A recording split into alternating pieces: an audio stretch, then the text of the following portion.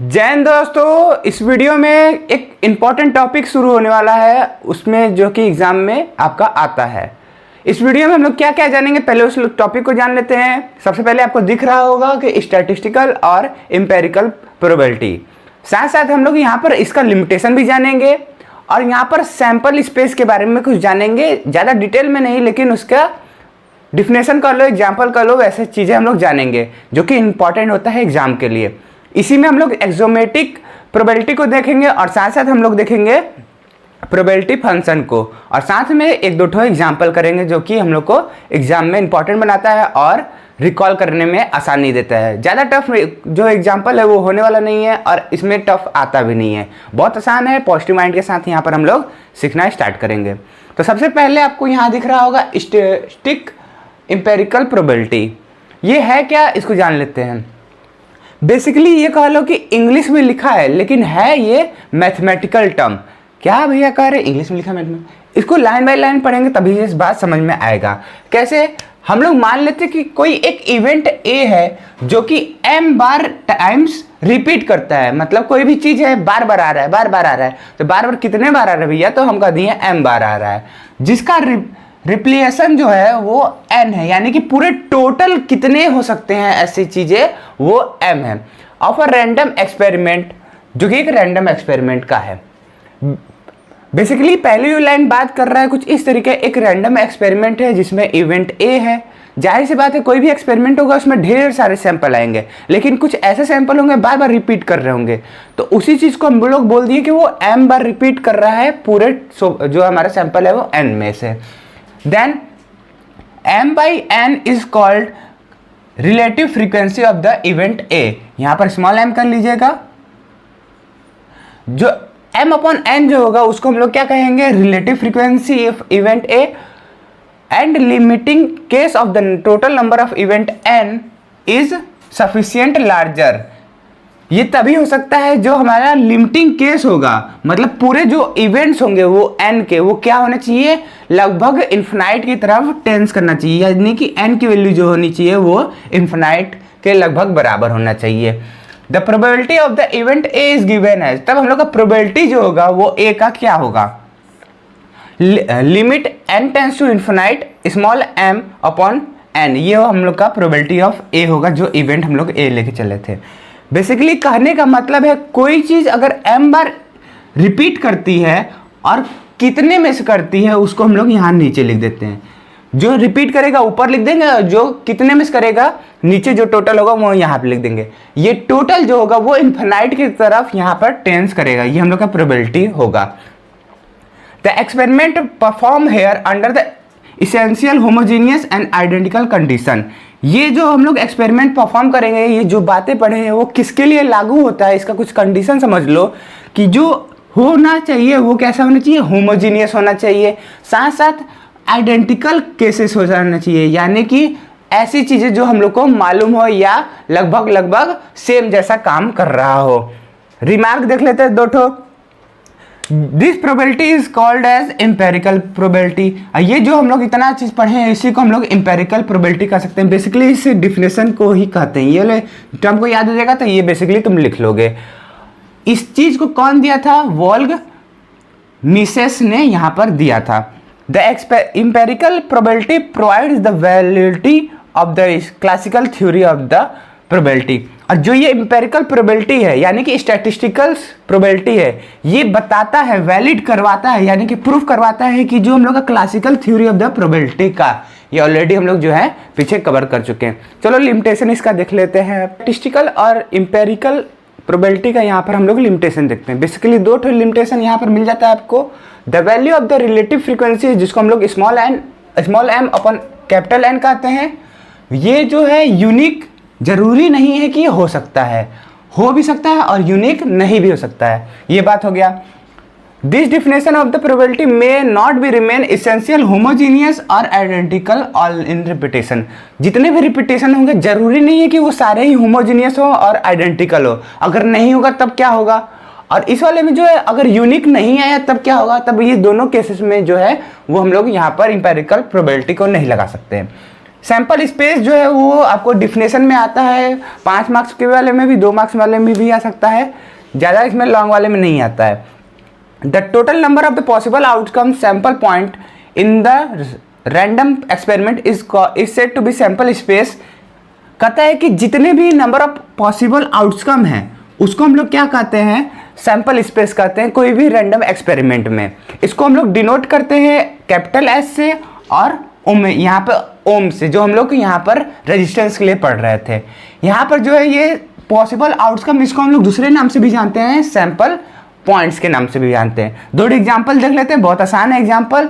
कहता है कि एक कॉइन है जिसको हम लोग टॉस करते हैं, टॉस करेंगे तो हम लोग के पास क्या क्या आएगा, एक आएगा हेड और एक आएगा टेल। इसके अलावा कुछ और आ सकता है, नहीं आ सकता है। बहुत सारे बुद्धिमान वाले लड़के होंगे, मतलब लड़का लड़की कोई भी हो सकता है, तो वो कॉइन को कहेंगे कि ऐसे खड़ा हो जाएगा, तो हम कहेंगे उस जब जिस केस में ऐसे कॉइन सीधा रह रहा है तो मैं उसको फिर से टॉस करूंगा, तब जान लो अब हेड और टेल दो केस आएगा। तो इसीलिए यहाँ पर जो सैंपल पॉइंट होगा या पूरा नंबर ऑफ पॉसिबल आउटकम होंगे वो होंगे 2 होंगे, जिसको हम लोग डिनोट कैसे करेंगे, ऐसे बराबर होगा या यहाँ ओम से बराबर होगा, जो कि हम लोग करली ब्रैकेट में एच और टी को यहाँ पर डिनोट करेंगे। एच जो है हेड है और ये जो है टेल है। वहीं पर 2 टॉसिंग एक्सपेरिमेंट है, we have the sample point. अगर मेरे पास 2 कॉइन होगा और उसको मैं टॉस करूंगा तो क्या हो सकता है, ये देख लो। मान लो पहला वाला कॉइन टॉस किए तो क्या आया, हेड आ गया, और दूसरे वाला कॉइन टॉस किए तो क्या आ गया, फिर से हेड आ गया। फिर से देखते हैं, फिर दोबारा हम लोग टॉस किए तो पहला हेड आ जाएगा, दूसरा वाला टेल आ सकता है, फिर पहला वाला टेल आ जाएगा, दूसरा वाला हेड आ जाएगा, फिर पहला वाला टेल आ जाएगा, दूसरा वाला टेल आएगा। तो टोटल 4 तरीके का यहाँ पर आउटकम यहाँ पर पॉसिबल है, जो कि बेसिकली इस तरीके से आप लिख सकते हो। क्या है, जो सैंपल होगा वो इन दोनों का मल्टीप्लीकेशन होगा, यानी कि कभी एच एच, एच टी और यहाँ पर टी एच और टी टी, यहाँ पर देखो उस तरीके से लिखा गया है। ये हम लोग के सैंपल होंगे जब 2 कॉइन होंगे। सबसे पहले हम लोग एक्सोमेटिक प्रोबेबिलिटी को यहाँ पर देखते हैं। एक्सोमेटिक प्रोबेबिलिटी है क्या, बेसिकली एक्सोमेटिक प्रोबेबिलिटी उस प्रोबेबिलिटी को कहते हैं कि जिसमें क्लासिकल और स्टैटिस्टिकल प्रोबेबिलिटी दोनों ही इंक्लूडेड हो। वैसे हम प्रोबेबिलिटी को क्या कहते हैं, वो हम लोग का एक्सोमेटिक प्रोबेबिलिटी हो जाता है। Axiomatic approach the probability which closely related to the theory of the probability and कहता है कि ये जो हम लोग का एक्सोमेटिक प्रोबेबिलिटी है वो बेसिकली देखोगे तो थ्योरी ऑफ प्रोबेबिलिटी के ही लगभग बराबर या उसके ही जैसा ही है। साथ साथ कहता है कि जो एन कोलमेगोरोव जो थे वो एक रशियन मैथमेटिशियन थे, 1933 में इसको एक्सोमेटिक प्रोबेबिलिटी को डिस्क्राइब किया था और दिया था थ्योरी।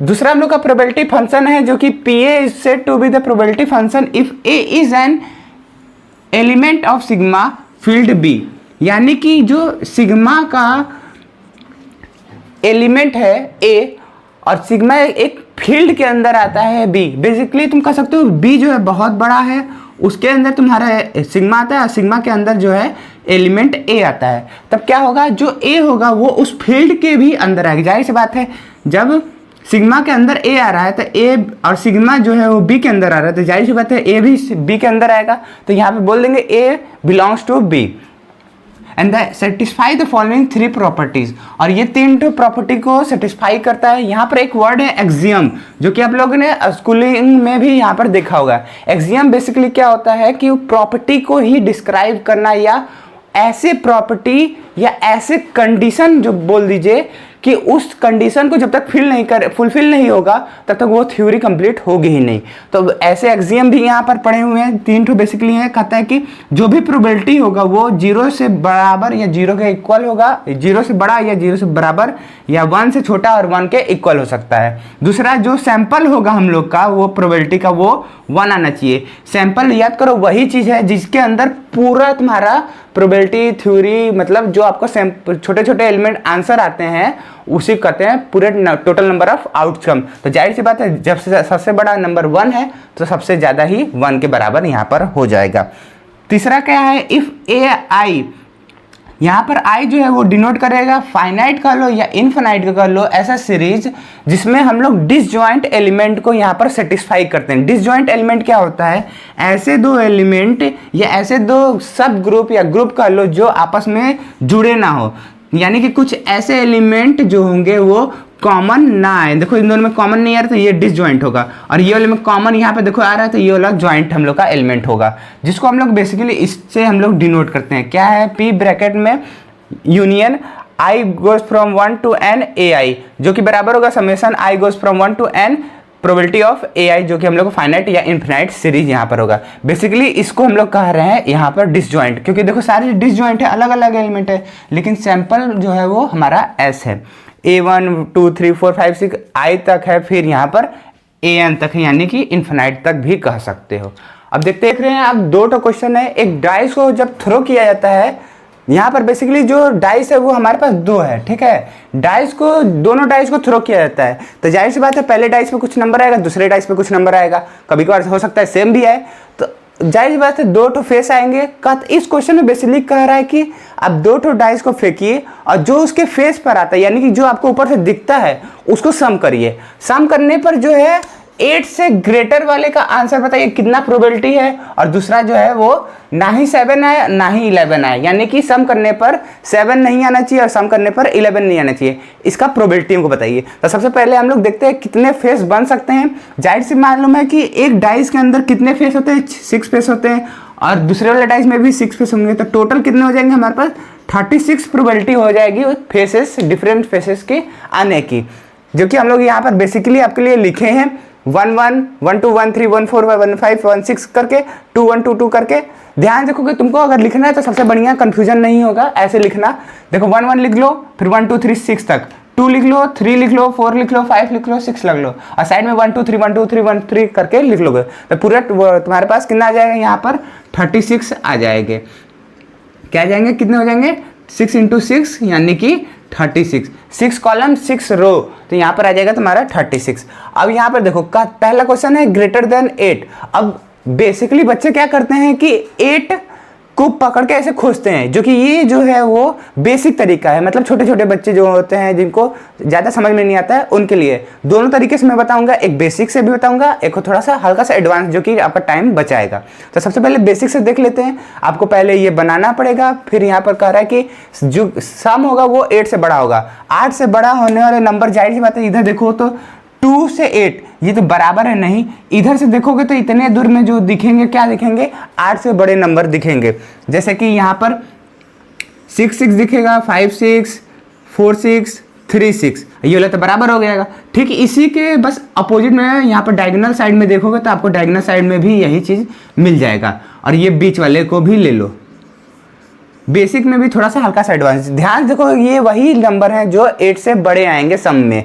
यहाँ पर देख सकते हो कि डायगोनल वाले नंबर को ले लिया गया है। याद रखना 2 6 जो है वो 8 आएगा, तो 8 को यहाँ पर नहीं लेना है, यहाँ पर बोला हुआ है। ठीक है, ध्यान से इस जो ये बनाया हूँ चार्ट, या आप चाहो तो 1 1 ऐसे भी ले सकते हो, 2 3 4 फिर 1 2 3 1 2 3 लिख सकते हो। उसमें भी यही कॉन्सेप्ट आएगा। क्या चीज़ आएगा? जो डायगोनल पकड़ोगे उसका सम हमेशा इक्वल आएगा। जैसे कि इसका देखो सम होगा 9 आएगा, यहाँ पर सम देखोगे तो हमेशा 10 आएगा, यहाँ पर 11, यहाँ पर 12 सम आएगा। ये था बेसिक अर्ली, बस काउंट करो और नीचे अपन में टोटल 36 यानी कि कितने हैं यहाँ पर काउंट करोगे, और काउंट करने के बाद अपन में 36 लिख दोगे तो वो तुम्हारा आंसर आ जाएगा, उसको काट पीट करके। अब यहाँ थोड़ा सा एडवांस लेवल में चलो, इतना बनाना समझना करना हटाओ। कह रहा है कि 8 से, ये लाइन तो करना पड़ेगा उस समय भी, तो 8 से बड़ा होना चाहिए, यानी कि क्या होना चाहिए? 9 हो, 10 हो, 11 हो, 12 हो। 13 तो आ नहीं सकता क्योंकि 6 6 सबसे ग्रेटर डिजिट है और सम करने पर 12 आता है। तो 9 कब आ सकता है? 3 6 को प्लस करो, 4 5 को, ठीक इसका उल्टा कर दो। ठीक है, इसका उल्टा करोगे तो ये वाला आ जाएगा, जो कि बेसिकली 4 हो गया। 4 6 को करो, अब 10 कब आ सकता है? जब 4 6 को करो, 5 5 करो, 5 6 को करो, 6 4 को करो, ऐसे 11 के लिए करो, ऐसे 12 के लिए करो। बेसिकली ये नंबर वही नंबर है जो कि यहाँ पर है। थोड़ा सा अगर आप लोग माइंड चलाओगे तो मालूम चल जाएगा। और ये बेसिकली 4 यहाँ पर, 3 ये है, 2 ये है, 1 ये है, तो इसका प्रोबेबिलिटी 9 आने का कितना है? 4/36, यहाँ पर 3/36, 11 के लिए 2/36, और 1 के लिए 1, यहाँ पर 12 के लिए 1/36। तो इसको बस वैल्यू को यहाँ पर रखना है और सम कर देना है, जो आएगा 10/36, जिसको हम लोग कट कर देंगे 2 से तो आ जाएगा 5/18। बेसिकली यहाँ पर काउंट करोगे 1 2 3 4 5 6 7 8 9 10, 10 आ गया, और 10/36 यहाँ पर आंसर आ जाएगा। ये बेसिक तरीका है, ये थोड़ा सा हल्का सा एडवांस है। थोड़ा सा ये जो अभी हम लोग हायर क्लास में आ गए हैं, थोड़ा सा एडवांस करने का यहाँ पर प्रॉफिट होता है, मतलब समझता है एग्जामिनर कि अच्छा है, तो थोड़ा पॉजिटिव माइंड के साथ तुम्हारा पेपर चेक करेगा। वहीं सेकंड वाला क्वेश्चन देखो, कहते हैं कि सम करने पर 7 नहीं आना चाहिए, नहीं 11 आना चाहिए। क्या करना होगा, यहाँ पर डायरेक्ट तुम कर दोगे कि देखो इसमें से अगर तुम क्या कहा है कि 7 और 11 नहीं आना चाहिए, तो हम 7 और 11 का सम जो है उसको हटा दें और पूरे को काउंट करके प्रोबेबिलिटी निकाल ले, तो वही आंसर आ जाएगा। नाइदर लिखा है यानी कि उसको बस हटाना है, तो उसको हटाने के लिए तुमको क्या करना पड़ेगा, खोजना पड़ेगा 7 का सम। 7 का सम देखोगे तो यहाँ पर 3 4 वाला, यहाँ पर 7 का सम मिलेगा, यहाँ पर 3 4 वाला और ये वाला ऐसे डायगोनल में जाते जाओ, डायगोनल में तुमको उसका सम मिलते जाएगा। तो ये वाला सम जो होगा, ये पूरा डायगोनल जो होगा वो होगा 7 का सम होगा, और 11 के सम के लिए यहाँ पर आ जाओ, ये वाला 11 के लिए सम के लिए। तो ये बेसिकली ये जो है 2 ठो होंगे, उसको हटा दो और उसको काउंट, सारे को काउंट कर लो तो तुम्हारे आंसर आ जाएंगे। बेसिकली काउंट करोगे तो कितना आएगा, यहाँ पर 6 और ये 2, 6 2 कितना होता है, यहाँ पर 8/36, लेकिन माइनस करना पड़ेगा 1। क्यों 1 माइनस करना पड़ता है, क्योंकि मैं बोला था कि प्रोबेबिलिटी जो होगा वो 0 से लेकर 1 के बीच में होता है और 1 के बराबर। तो सबसे ज़्यादा कितना हो सकता है, 1। 1 में से मतलब जाहिर सी बात है पूरे टब में से थोड़ा सा पानी हटा दो तो कितना बचेगा, वो टब में से जो थोड़ा सा पानी हटाया उसके अलावा जो पानी बचेगा वही होगा। यानी कि कह सकते हो कि ढेर सारे टॉय हैं और टॉय में से कहता है कि येलो वाला टॉय को हटा दो तो कितने टॉय बचेंगे, तो जाहिर सी बात है कि माइनस करोगे तब पूरे में से माइनस करोगे येलो वाला टॉय, इसको तो आंसर आ जाएगा। तो वही पूरा जो है 1 है और जो 7 का और 11 का सम है जो है वो 11 के यहाँ पर 8/36 के बराबर। फिर इसको बस ऐसे नॉर्मली सॉल्व करोगे तो यहाँ पर तुम्हारा आंसर आ जाएगा। इसको मतलब 36 एलसीएम ले लो, 36/8 और 36, तो इसको माइनस करोगे तो कितना आ जाएगा, यहाँ पर आ जाएगा तुम्हारा 28/36। फिर इसको 2 से 4 से काटते हो जाएगा, 2 4 से काटोगे तो यहाँ पर 7, यहाँ पर 9, तो 7/9 यहाँ पर आंसर आ जाएगा। अब इसको थोड़ा सा एडवांस तरीके से, यानी कि एग्जामिनर को इंप्रेस करना है भैया, आगे जो भी क्वेश्चन होगा मान लो थोड़ा सा गलती भी आगे लिखोगे तो इंप्रेस होकर थोड़ा सा मार्क्स ठीक ठाक दे देता है, तो ऐसे लिखना ज़्यादा सही रहेगा। तो हम लोग को प्रोबेबिलिटी का एक फार्मूला मालूम है जो कि हम लोग सेट के फार्मूले में ही पढ़े थे। प्रोबेबिलिटी को हटा दो तो सेट के फार्मूले में जानते हैं कि कोई भी कॉम्प्लीमेंट्री एंगल का, जब हम लोग कॉम्प्लीमेंट्री सेट का जो हम लोग यहाँ पर क्लोज लेते हैं यानी कि इंटरसेक्शन लेते हैं, तब वो होता है कॉम्प्लीमेंट्री ऑफ पूरे यूनियंस का। तो ये बस प्रोबेबिलिटी आगे लगा है। अब जब मालूम है कि पूरे यूनियन का यहाँ पर कॉम्प्लीमेंट्री लगा है तो यहाँ पर 1 माइनस कर देंगे पूरे यूनियन का, तो ये वही बराबर होता है।